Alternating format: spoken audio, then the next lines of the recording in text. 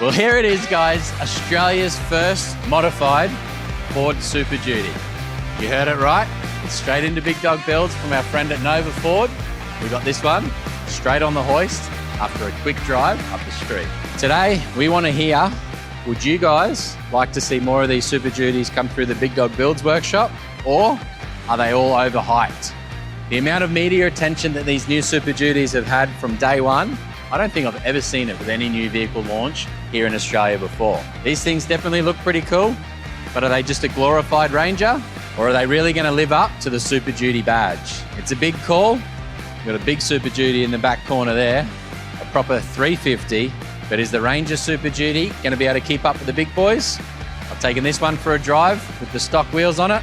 We'll put it straight on the hoist, and we've thrown on a set of 37, 13.5, 18 Nitto Ridge grapplers on some method wheels. Let's go walk around the new Super Duty, starting at the front end, and we'll get into the GoPro as I go for a drive around the block in this one here.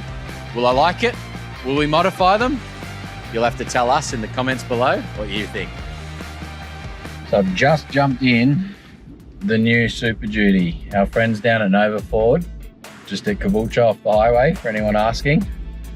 Wanted me to swing in, grab this one, take it for a run, and see what I think of it. Initial feedback. Are we going to start modifying Ford Super Duties, giving them that extra little touch? Who knows? This video might make me fall in love with them and start a bit of a leadership discussion to see whether we want to jump out of the American truck market and into modifying the new Super Duty. There's been nothing in their vehicle industry, I don't think, that's had hype like the Super Duty launch. It's like nothing else. Yeah, growing up, obviously seeing stuff on TV, the amount of social media, the amount of influence, ambassadors, all sorts of companies jumping on board with Ford and the Super Duty has been incredible. And I was pretty excited to get our hands on the first one. And that's exactly what I'm doing today. So my initial feedback, I jumped in, I have to go one click forward. So that's a plus straight away. Obviously not as much interior room as a big F250, 350 or any of the other HD trucks out there, or even the 1500s. Center console, I'm used to having cup holders on it now, not just touching the passenger seat, but driving seat still feels good. My headroom's good because that's another bit where it's usually me butting heads against the roof on something small. And yeah, the handbrake will release if I just put it into gear. And I'll go for a bit of a drive. So this one's got the factory, so the Ford tray on the back that you can tick from the dealer. And the exciting thing is you can tick some pretty cool options straight from the dealer, but it all comes down to the Payload and the GVM. So I don't know of any other vehicle out there that have had 4.5 ton GVM from the get-go, as well as 4.5 ton towing out of the box. So the team at Nova Ford just put a big boat on the back and let me know that they still had 450 kilos of ball weight from a big boat, 4.5 ton boat. They still had a ton to play with when it came to GVM on the vehicle itself. So those figures are pretty impressive. Still being able to put a ton on the tray on this one. So it's a 2280. I'll have to pull over and read my phone in regards to that exact figure. The tear weight of the vehicle isn't much, so it's still built fairly lightweight, but it then has all of those kilos to play with, which is pretty exciting out of the box. No need for doing pre-rego GVM upgrades and having to go along that route. The turning circle's bloody good, just doing a U-bolt in the street there. You don't get that in a HD truck, that's for sure. So I haven't driven a Ford Ranger for years, to be honest. We've got a couple little D-Maxes in the business, and the D-Maxes are a good vehicle as well. This Super Duty factory snorkel, I can hear that thing whistling already. But it definitely feels a little bit bumpy. Obviously it's got that suspension to be able to suit the GVM, GCM on the truck, on the ute. It's not a truck, people. I'm used to it now. We build trucks the Aussie way. But you're not allowed to call this one that because it can't be. But initial feedback feels pretty good. You can definitely tell that it doesn't weigh as much as a HD truck, or I'm more comparing this one obviously to the 1500s F-150. In my opinion, I'm not a big fan of the F-150. I think the Ranger front end looks actually better than the F-150, but that's just my personal opinion. For comparing it to the Toyota Tundra, I think the Tundra's a little bit more comfortable to drive than this one here. And then the Chevy 1500, which I've personally got. There we go, just with the windscreen wipers instead of indicator. used to the converted trucks, that's for sure. What am I looking at on the dash here? I think the team will stitch me up and put it into four-wheel drive. I know, auto. So I don't know anything about the Ranger. This is definitely the first for me. So 4 auto to start with, 4 high you can change over to. Shift's just been done. And then 4 low, I'm assuming I'll need to be into neutral. So I'm not going to do that. I'll go back to auto. Hit OK. And then on this little center, Pro Trailer Backup Assist.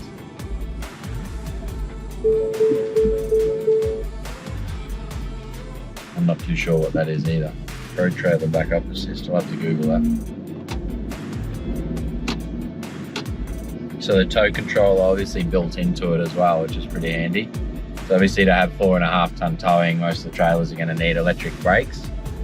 Not having to install an aftermarket brake controller, which we haven't had to do for years because all we modify are the American trucks that all come with it, no matter what it is.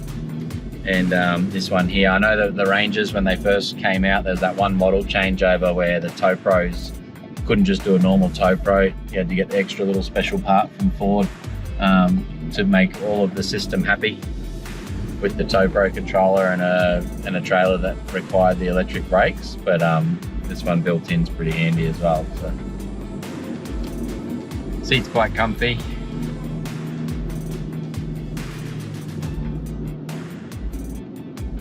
Yeah, I don't really know what else to say. I am only in the industrial estate, so I can't do too much when it comes to speed. I'm not going to take it off the team and use all of their fuel.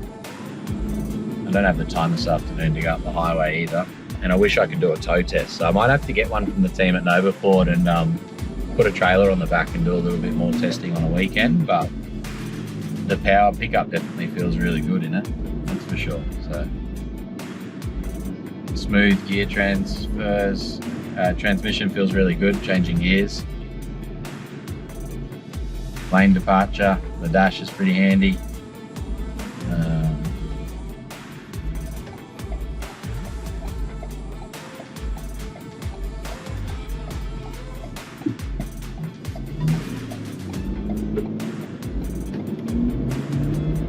A little bit faster there, 0 to 50. No wheel spin obviously, being in 4 auto.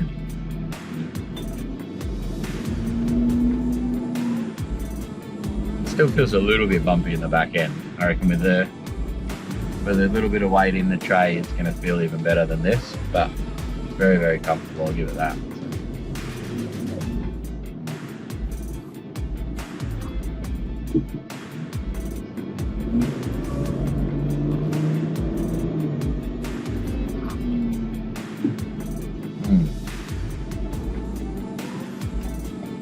Do I like it?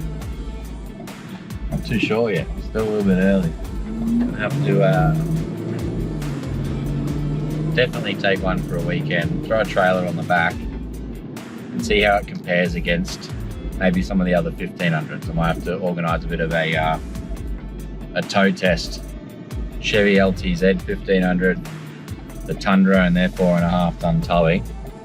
But obviously for pre-registration or how they come off the showroom floor, the Ranger has got a lot better payload than any of the American trucks that have been converted from left-hand drive to right-hand drive straight off the showroom floor. With some of those builds, we can do the pre-registration GVM upgrade retain the tow capacity and do 4.2 ton GVM is the most common that we run in something like a Chevy 1500, for example. But this one here, you don't have to worry at all. So they've definitely nailed it when it comes to hitting a market that is going to be very, very popular here in Australia. If you're a tradie, a builder, sparky, you got the big builder's trailer, this could be the perfect vehicle for you. What we can do to them, you have to wait and see. But I think it's a dangerous move for my bank balance with Nova dropping this one off. I'm gonna have to go back to the shed and talk to Cam and see whether we want to do some cool stuff to this. Yeah, what would you like to see on the Ranger Super Duty? Because I think it's got that much hype that Ford have actually been quite smart in, they've made everyone talk so much about it. The trade companies are going to love them. Your Norvalds, your Mitts, some of the others there that are doing the tray-canopy combos are going to love this vehicle platform, because you don't actually need to do the GVM upgrades to handle the canopy with the weight in the back. The thing that's going to limit this vehicle versus a HD truck though all comes down to the GCM. So your gross combined mass at 8 ton isn't going to be the same as a HD truck, where we can go up into that NB2 category, have the 5500 to 58, 28 kilo GVM. It's just not going to be able to compare against something like that. But against any of the smaller utes on the market off the showroom floor, it's going to eat it alive. So, anyway, that's my initial thoughts. Anyway, just driving, but I like it. I didn't want to like it, but I definitely do.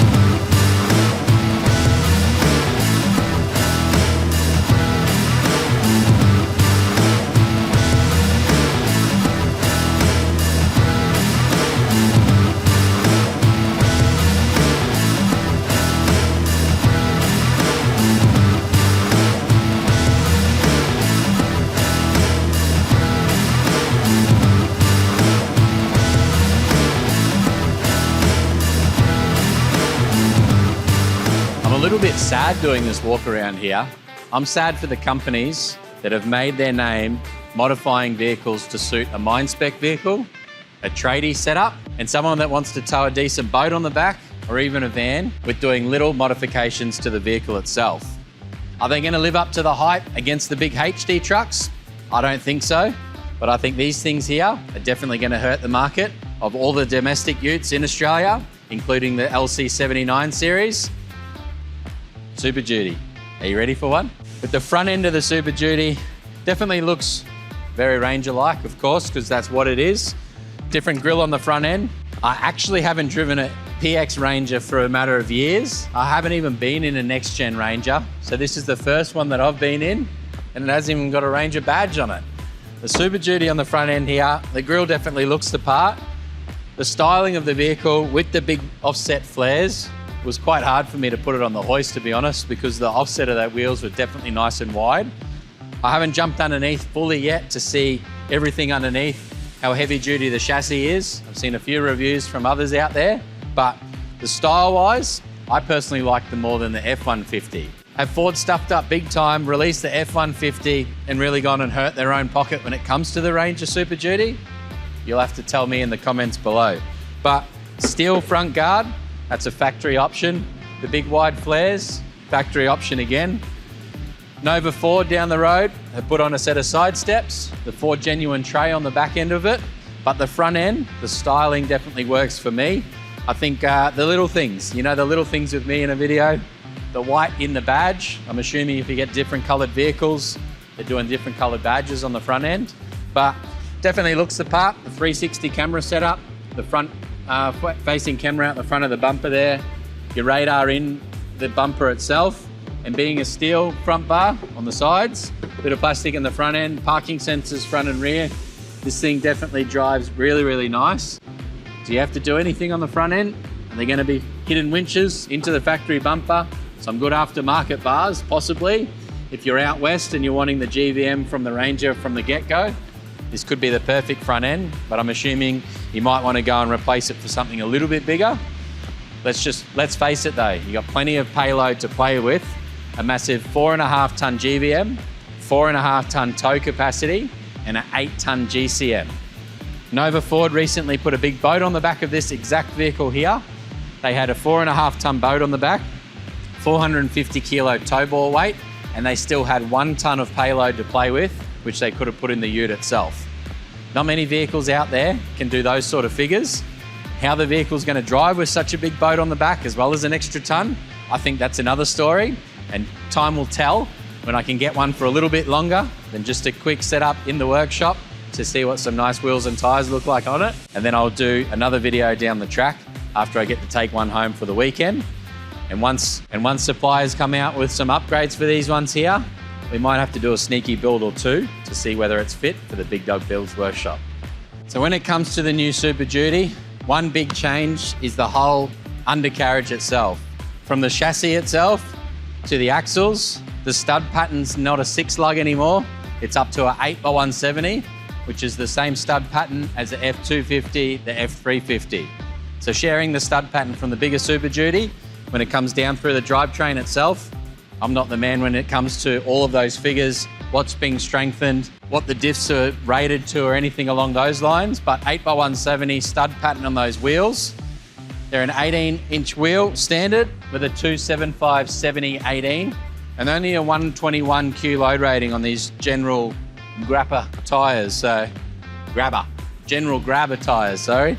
But we've thrown them out of the way. We've installed some 18x9 POS 18 method wheels for an F250 350 and a massive 37, 13.5, 18 Nitto ridge grappler. 37s on any vehicle just looks amazing. Can I turn this one? No. But it definitely looks impressive.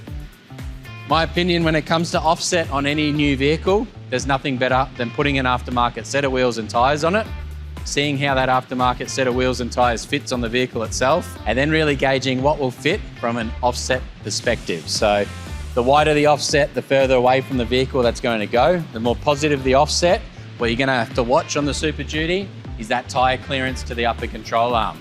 The factory wheels and tyres were actually quite close to the upper control arm, but they weren't touching when I did a flex test.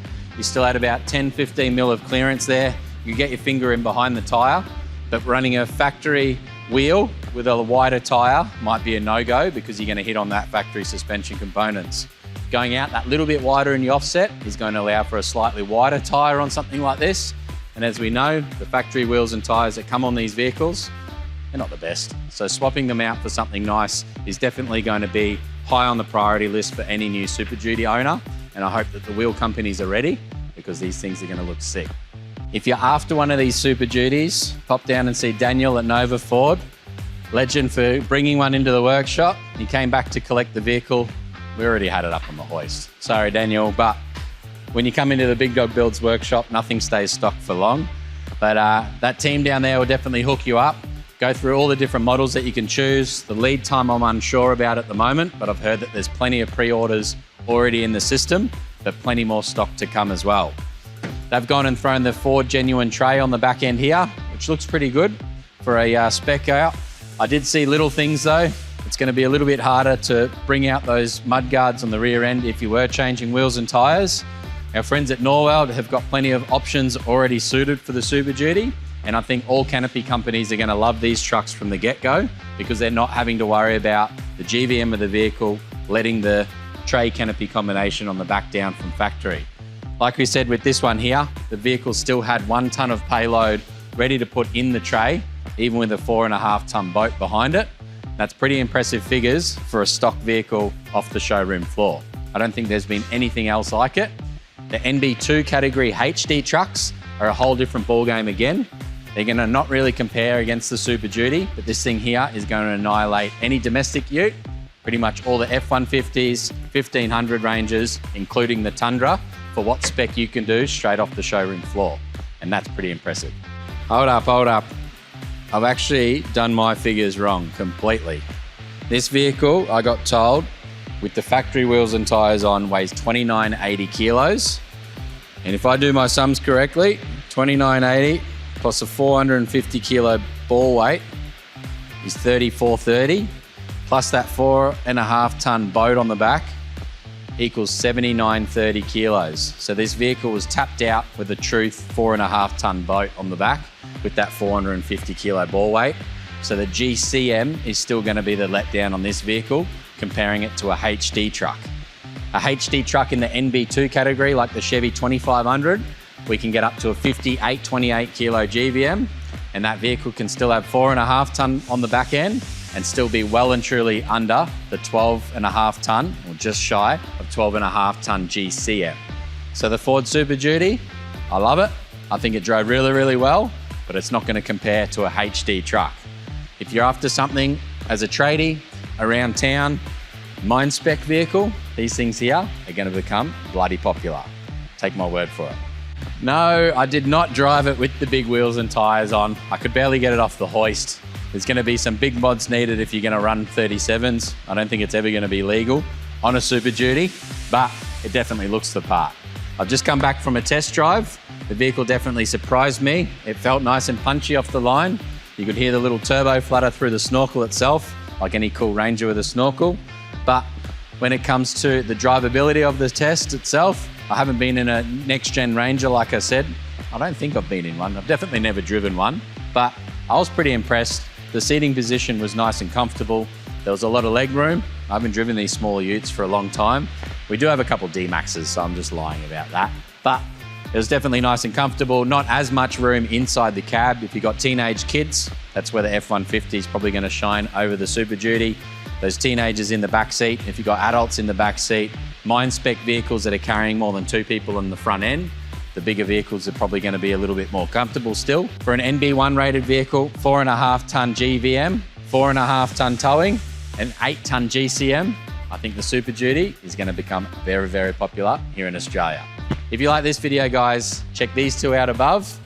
Check these 2 out below. If you like the HD trucks, that's where my money goes.